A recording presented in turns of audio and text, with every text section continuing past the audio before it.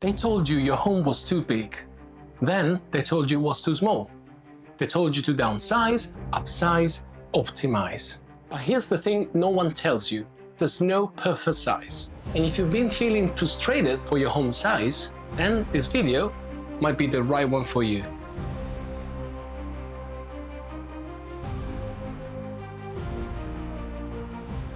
Ciao, I'm Lorenzo, your Italian architect based in London and founder of Centioni Architects. This channel and my work is all about one thing: helping you win. My mission is to help you design a home that fits your life, not the other way around. And today I want to talk about a lie that's been quietly making millions of people feel miserable. Ready? Let's go.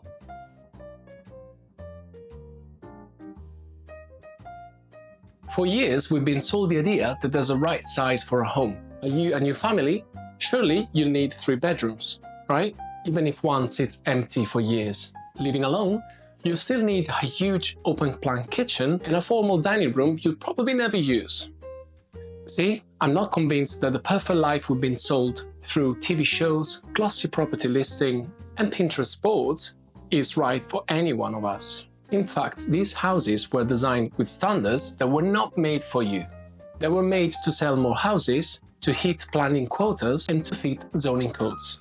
In the UK, new homes are designed according to the NDSS standards, and they must meet the bare minimum requirements set by the building regulations through the approved documents.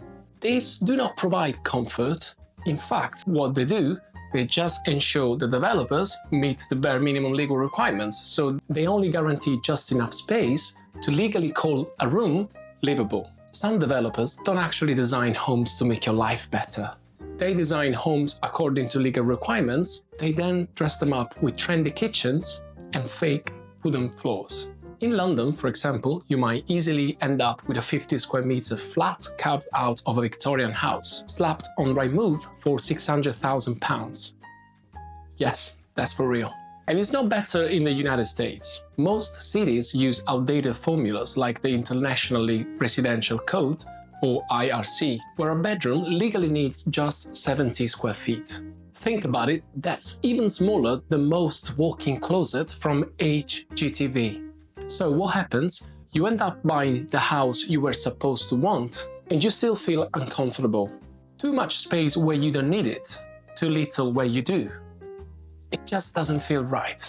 Because the right size was never for you. It was about keeping the machine running. But trust me, there's a different way, and it starts by asking the right questions.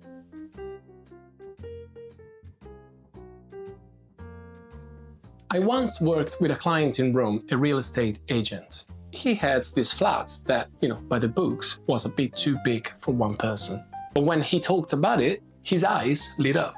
He said to me, "This is where I want my kids to stay when they visit me. This is where I host Christmas and where I want my whole life to unfold." So we didn't make it smaller, we made it his. Then another example was a vocal coach in Milan. She was a maximalist working from her single room. She felt like she had to apologize for having downsized. But once we rethought the layout, added clever storage, and embraced her energy, she told me, "For the first time, I feel like I've got more space than what I actually need."